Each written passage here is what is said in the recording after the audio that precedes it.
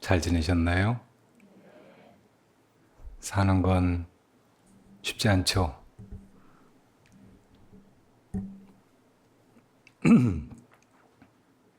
주님께서 일체가 다 괴로움이라고 하셨습니다. 세상 모든 것이 다 우리에게 괴로움을 가져와요.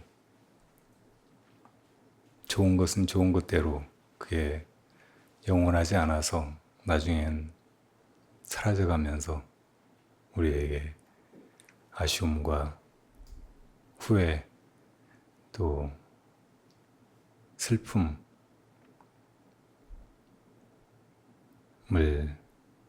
일으킵니다. 지금 당장 어려운 것은, 괴로운 것은 그대로 견디기 어려운 괴로움이고요. 다 우리에게 괴로움을 끼치려고 존재하는 것들이에요. 세상 모든 것이. 내 몸뚱이도 그렇고, 우리 부모님도 우리를 그렇게 사랑하시고, 우리가 정말 깊이 존경하고 사랑하는 분들이고 그럴지 모르지만, 대부분 우리보다 먼저 세상을 떠나시잖아요. 그때 우리가 얼마나 힘들겠어요. 또 부모된 입장에서는 자식들이 제일 귀하고 내 모든 것을 다 바쳐서라도 잘 되기를 바라고, 내가 떠나더라도 이 세상에서 행복하게 오래오래 잘 살아주기를 바라지만, 또 그 자식이 말 안 듣고 잘못되고 하면은 또 얼마나 괴로워요.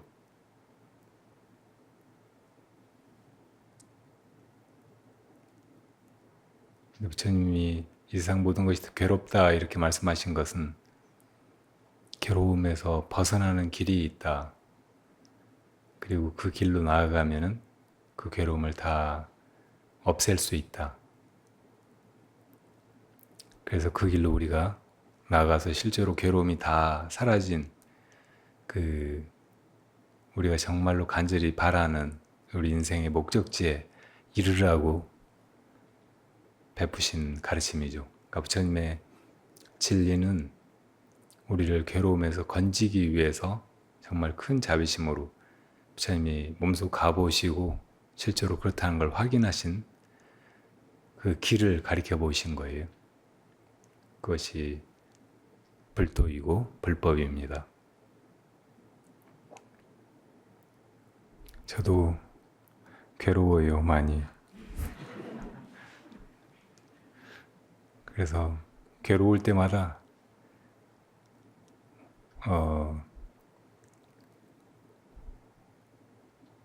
부처님의 법을 따라서 수행해오던 옛날 생각, 그리고 그때 그 초심, 그리고 그때 수행 끝에서 내가 얻은 것, 확인한 것, 깨달은 것을 돌이켜서 이겨내려고 합니다. 부처님께서 가르쳐 보이신 그 괴로움이 다한 우리의 목적지, 그건 어디일까요?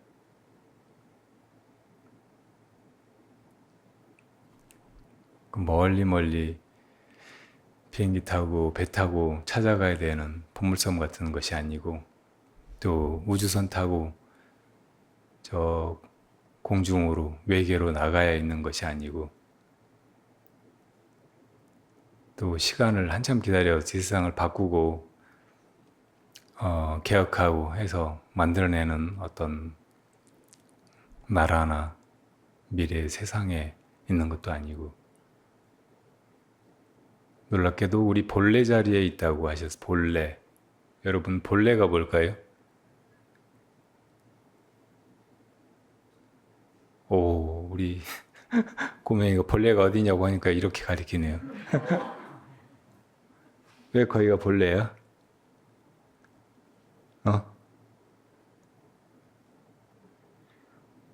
그런 것 같아? 훌륭해요. 본래는 내가 원래 있던 곳입니다. 우린 다 어디서 온 것 같잖아요. 근데 이렇게 오기 전에 내가 있던 곳. 그러니까 저 우주선 타고 우주로 나가봐도 거기가 본래가 아닌 것이 내가 거기 있다가 여기 온 것이 아니기 때문이에요.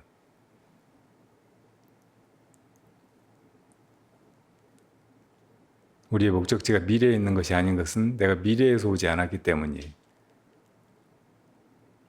나는 본래 어느 곳도 아닌 곳에 있었고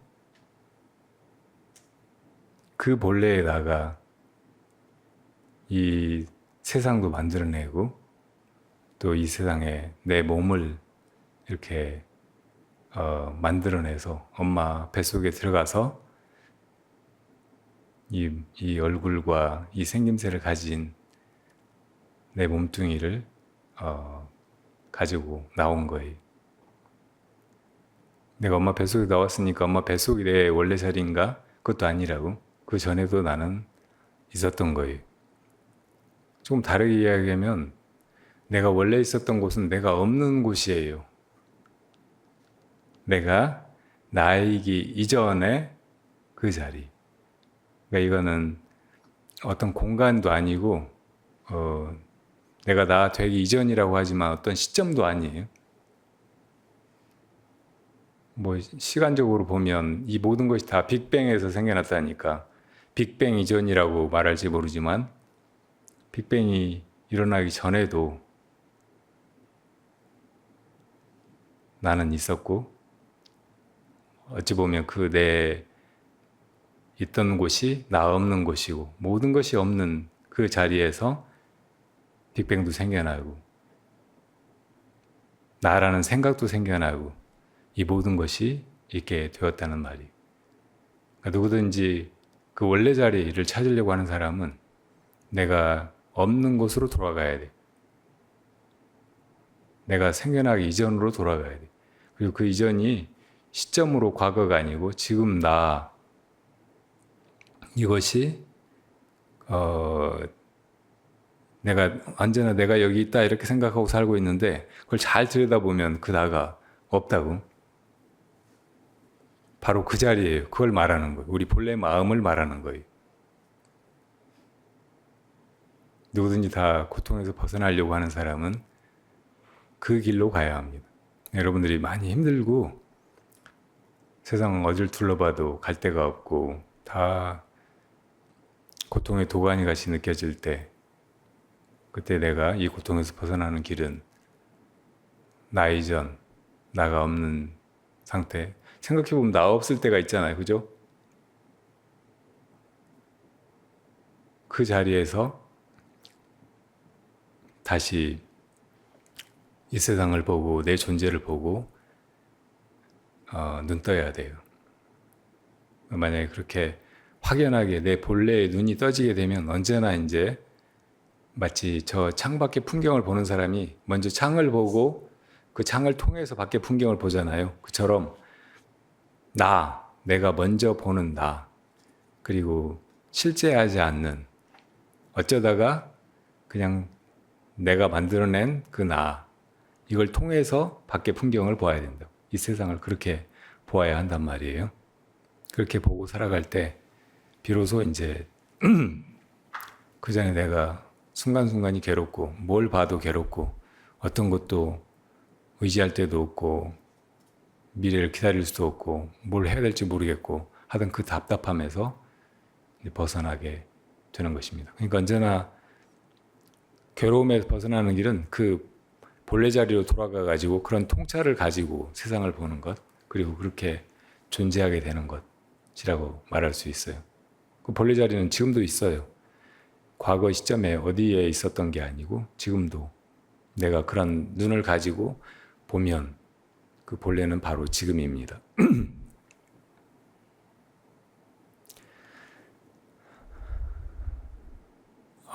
그런 눈으로 보고 살아갈 때 이제 내가 하는 일이 부처님과 같아지고 또 위대한 대보살과 같아져요.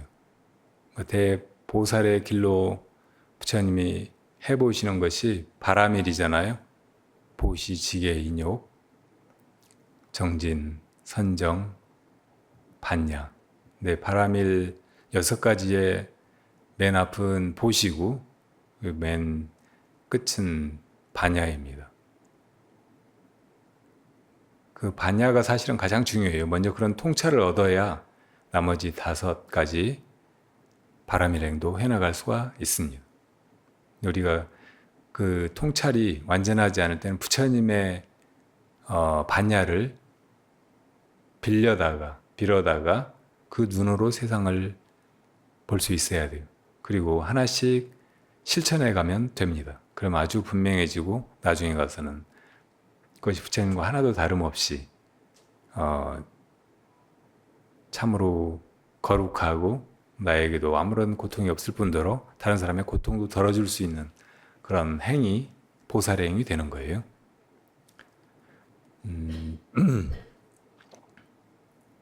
우리가 부처님의 법을 만나기 전에는 세상에서 누구 말이 진짜인지 모르고 어떤 사상이 정말 진리인지 모르고 하기 때문에 이것저것 넘나들면서 탐색도 하고 또 혼란스러워하기도 하고 이게 맞는 것 같은데 싶어서 거기에 빠져서 이제 다른 것들을 부정하고 싸우고 하기도 하죠.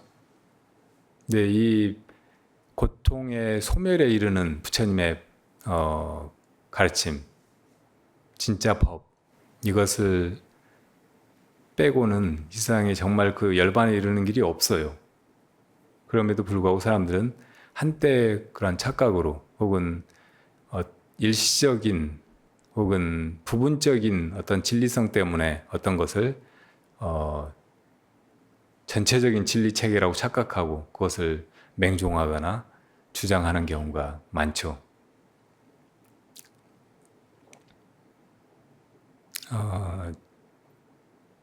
제가 불법에 대해서만 얘기하다가 가끔 뭐 시국에 대해서나 우리 역사에 대해서 얘기를 하는 것도 세상 돌아가는 거 혹은 과거로부터 지금까지 세상이 흘러온 것들이 그 잘못된 인간의 소견 때문에 수많은 사람들의 고통을 야기하면서 세상을 혼란스럽게 또 더 극심한 고통 속으로 몰아왔다고 생각하기 때문에 우리가 세상을 먼저 바로 보고 또 세상을 부처님의 가르침대로 그렇게 조금이라도 돌려가면서 나 자신도 또 다른 사람들도 다 이 끝이 없어 보이는 고통에서 벗어났으면 하는 바람에서예요.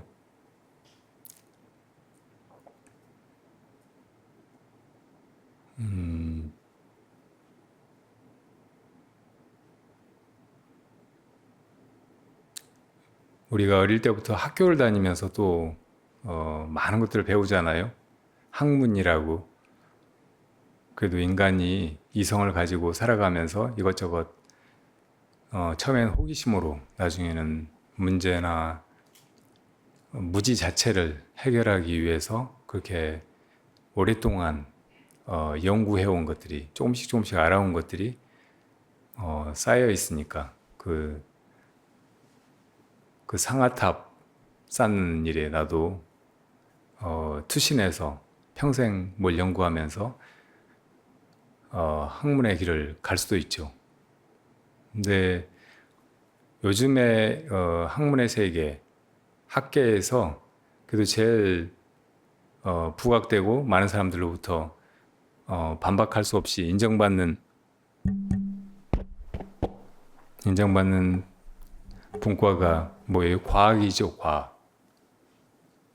그 전에 뭐 철학이라든지 혹은 다른 인문학 이런 것보다도 요즘에 과학이 이렇게 많은 사람들에게 설득력을 가지고 과학자가 이야기하면 되게 반박을 못하고 그냥 그대로 믿습니다. 심지어는 사회학 이런 것도 사회과학이라고 부르죠. 조금 더 과학적인 방법론으로 그 전에 자연과학을 주로 하던 그런 방법론으로 여러 가지 실험이나 검증, 엄격한 그 고찰을 거쳐서 이렇게 사회학도 해나가려고 하는 그런 맥락에서 사회과학이라고 하는 거겠죠. 원래 과학이라는 말은 이 무슨 과 이야기하는 그 과자에다가 배울 학자잖아요. 되게 이상한 말이에요. 근데 이 말이 어디서 왔을까 제가 생각해 보니까 실과라는 거 있잖아요. 우리 국민학교 초등학교 다닐 때 실과라는 과목이 있었어요. 그러니까 실질적인 어떤 물체라든지 물질이라든지 눈에 보이고 잡을 수 있고 실험해 볼 수 있고 막 하는 것에 관계된 그런 분야라고 해서 실과라고 했을 것 같아요. 근데 그 실과학인 것 같아요. 실과학이 이제 실자 떼버리고 과학이 된 거죠.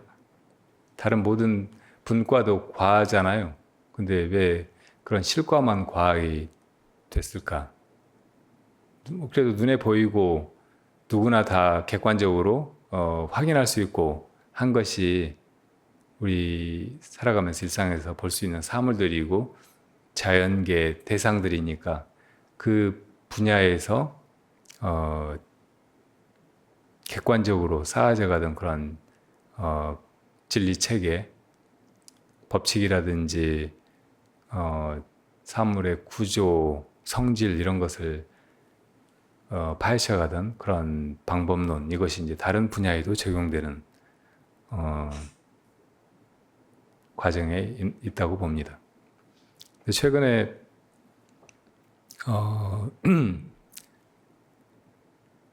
공감하는 유전자라는 책을 봤어요. 이것도 이제 과학자이고 의사인 스위스의 어떤 사람이 쓴 글이더라고요. 근데 이 책은 예전에 이기적인 유전자라는 책에 반박하는 내용으로 되어 있었어요. 그러니까 이기적인 유전자 쓴 사람이 과학자이고 그런 관점에서 유전자가 사실은 우리를 규정하고 그리고 그 전에 유전학에서 그 부모가 이러면 자식도 이렇다 이런 게 유전이라고 흘러서 전해진다는 거잖아요. 유전이. 그러니까 그렇게 무엇인가가 전해져서 자식들은 부모가 물려준 대로 그렇게 생겨나고 살아가고 하게 된다. 뭐 이런 게 유전학이었는데 그 이기적인 유전자에서 주로 이야기한 것은 어떤 개체가 그 조상의 어떤 성질들을 물려받아가지고 그렇게 산다기보다는 유전자가 이 유전의 그 기본 단위라는 거예요. 중요한 단위라는 거예요. 그 유전자들이 사실은 자기들 살라고 막 그렇게 경쟁하고 이기적으로 자기들이 드러나려고 막 서로 다투고 하면서 이제 여러 가지 것들을 우리가 유전적으로 부모한테 물려받는데 그렇기 때문에 어떤 유전자가 드러날지는 사실은 이제 잘 모른다는 거예요. 그렇지만 어쨌든 유전자가 이 모든 인간의 존재를 규정하고 인간의 행동을 좌우하기 때문에 어떤 유전자가 발현되는가에 따라서 사람이 이렇게도 행동하고 저렇게도 행동하고 할 수 있다는 얘기였죠. 그러니까 기본적으로는 이 유전자가 주인이지 우리 인간이 주인이 아니라는 거예요. 유전자는 물질이잖아요. 유전체 안에 뭐 이렇게 두 가닥이 막 이렇게 꼬여 있는 이렇게 서로 얽혀 있는 그런 모양의 물질이라고. 근데 그게 사람을 규정지어 버린다는 거예요. 사람의 마음을 그것이 결정한다는 것이에요. 그러니까 이건 일종의 유물론이에요. 그죠? 근데 이 공감하는 유전자는 그 반대의 이야기를 하고 있는 거예요. 그러면서 이 학자는 그 리차드 도킨스라는 이기적 유전자 책의 저자가 사실은 그 유전학 분야에서는 그냥 전혀 문외한이라는 거예요. 별로 잘 알지도 못하고서 자기 생각대로 막 한 방향으로 글을 몰고 갔다는 거예요. 근데 우리가 과학자들이 오랜 연구나 실험 끝에 뭘 이야기하면 우리가 절대적으로 신뢰하는 경우가 많은데 어떤 때는 너무 뻔한 거를 생각해보면 분명한 거를 이거를 그냥 막 실험했다고 그렇게 과학적으로 밝혀졌다고 하면서 이렇게 어이없이 주장하는 경우를 가끔 보잖아요. 근데 우리가 다 이기적인가? 혹은 우리가 아니어도 유전자가 다 이기적이어서 유전자가 그냥 어쩌다가 그런 조합이 이루어지면 사람이 그렇게 되는가? 이거 생각해 보면 아닌 것 같잖아요. 우리는 분명히 자유의지를 가진, 마음을 가진 그런 존재고, 우리가 어떤 때는 내가 조건이래도 혹은 그렇게 생겨 먹었어도 다르게 행동할 수 있잖아요. 근데 그런 가능성을 다 무시하고 있단 말이에요. 이런 걸 우리가 받아들일 수 없는데도 불구하고 그런 학자들이, 과학자가 그렇게 주장했다고 하니까 그런가 하고 있었던 거예요. 근데 이제 아니라는 것이 나온 거예요. 이 책에서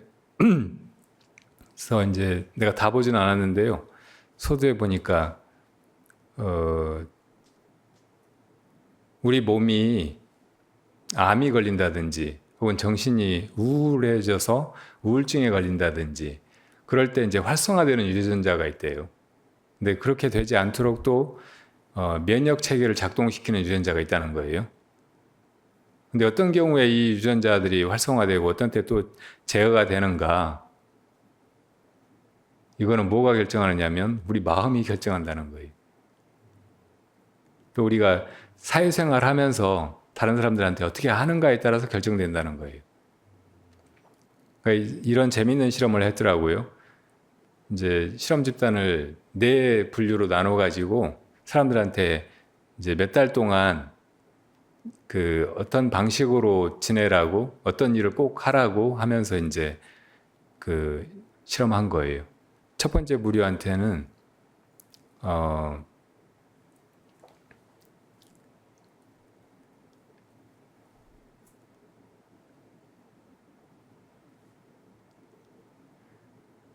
자기가 가치 있다고 생각하는 일, 의미 있다고 생각하는 일, 어떤 때는 좋다고 생각하는 일, 그런 걸 일주일에 3차례는 꼭 하라는 거예요. 첫 번째 부류는 그렇게 이제 사회적으로 좋은 일이라고 생각하는 걸 꼭 하도록 그렇게 이제 지내보라고 했어요. 그리고 두 번째 부류는 자기가 이제 자기 좋은 거, 그런 거를 해보라고 하루에 3번씩, 일주일에 3번씩. 그러니까 뭐 돈이 필요하다면 돈을 주고 막 하면서 뭐 사 먹는다든지, 뭐 좋은 음악을 자기가 원하면 가서 듣는다든지, 뭐 여행을 간다든지, 막 이런 식으로 해보라고 한 거예요. 두 번째 부류. 그 세 번째 부류는 주변에 있는 사람, 그게 이제 자기하고 아는 사람이나 친한 사람이나 아니면 전혀 모르는 사람이라도 어떤 사람한테 그 사람이 행복하거나 기분 좋거나 큰 도움으로 느끼고 감사할 만한 그런 일을 3번 해보라는 거예요. 그 네 번째는 그냥 지내라는 똑같이. 근데 뭐를 했는지 이런 것만 기록하면서. 그래가지고 몇 달 뒤에 이제 그 유전자가 그 뭐 암이라든지 우울증이 막 일어나는 그런 유전자가 활성화됐는가 아니면 그 유전자가 억제되고 면역 기능을 일으키는 그런 유전자가 활성화되는가 이걸 검사한 거예요. 그러니까 만약에 그 행동이 자기 건강에도 도움이 되는 거였다면은 이렇게 이제 면역 기능이 활성화되는 그런 유전자가 활발해지고 암이나 우울증을 일으키는 유전자는 많이 이제 약해지거나 전혀 활동을 못하게 되거나 그렇게 변해가겠죠. 그래서 의미 있는 결과가 정말 큰 변화가 일어났어요. 어떤 경우에 제일 좋은 효과가 나타났을 것 같아요?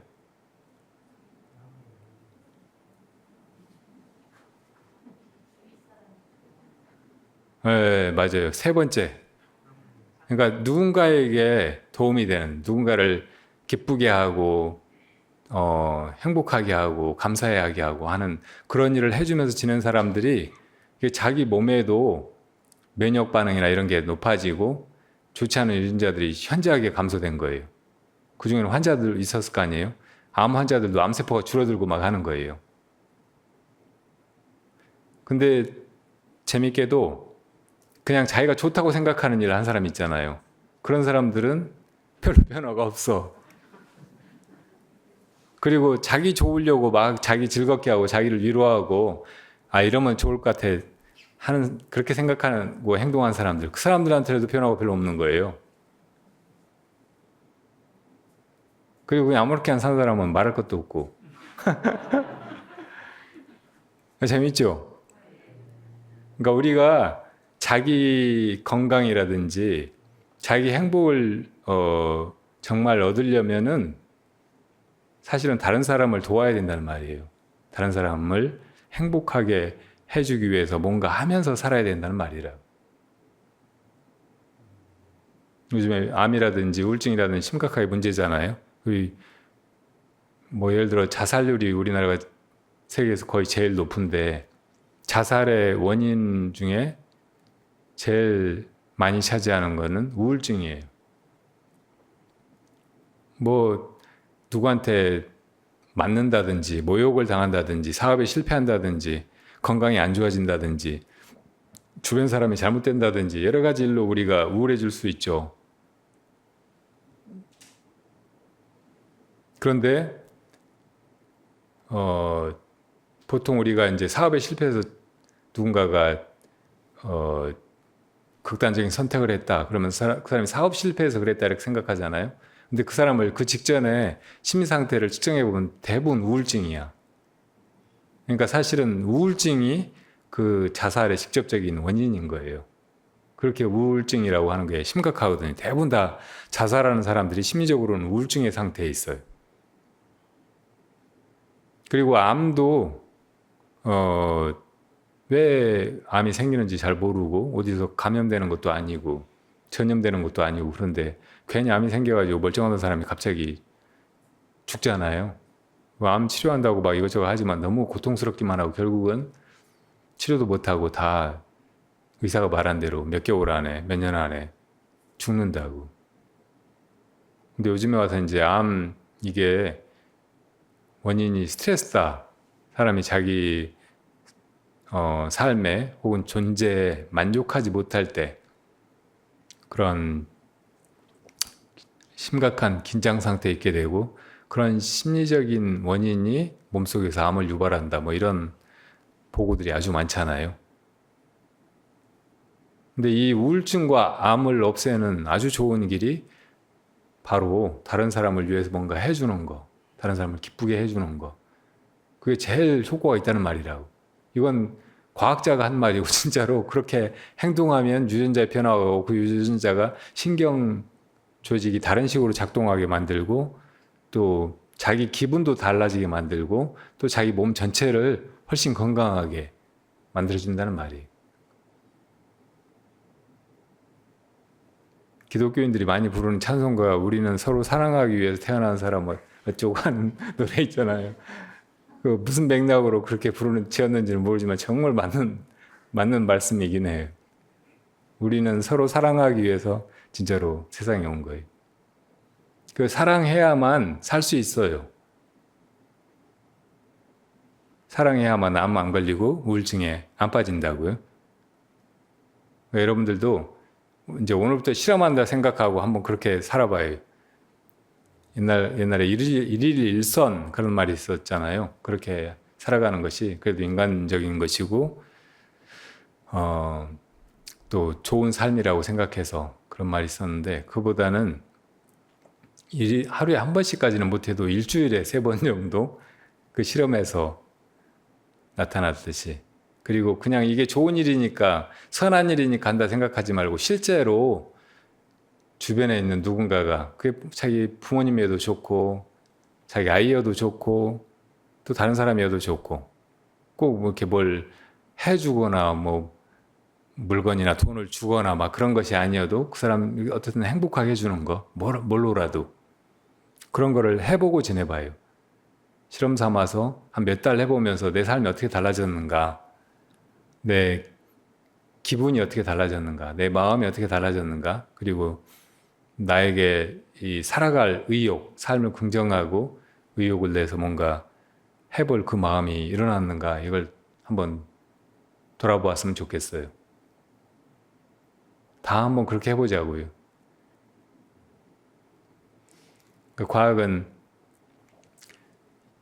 같은 조건에서는 같은 조건들이 있으면 같은 결과가 벌어진다는 것을 그 법칙을 연구해내는 거잖아요.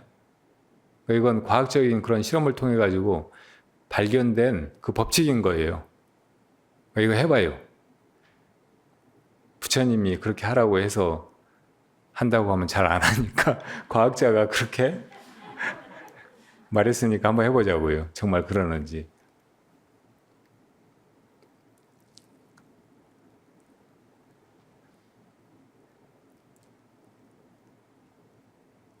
부처님은 우리가 뭐 하고자 하는 거 이것을 욕망과 원으로 나눠서 가르치셨잖아요. 정말 우리가 세상에서 필요로 하는 게 많고 가지고 싶은 것도 많고 하고 싶은 것도 많고 그런 거 없이 살 수는 없는데 한 중생으로서 그런 마음이 일어나는 건 대부분 그냥 욕망이에요. 근데 그 욕망의 이면을 들여다보면 심리적인 욕구 같은 거거든요. 뭔가 바라는 거예요. 그런 걸 다른 말로 바꾸면 원이라고. 그러니까 우리가 부처님한테 와서 기도할 때 소원 성취하기 위해서 하잖아요. 그러니까 바라는 바가 있어서 그걸 이루려고 하는 것이라고. 근데 그 바라는 바가 욕망인가 원인가 이것을 한번 불제자라면 따져볼 필요가 있어요. 왜 막 부처님 앞에 와서 뭘 빌기만 하는 걸 기복불교라고 할까요? 자기가 복을 부처님한테 빌어가지고 받겠다고 자기 좋으려고 그런 거를 구하고 기도하는 거예요.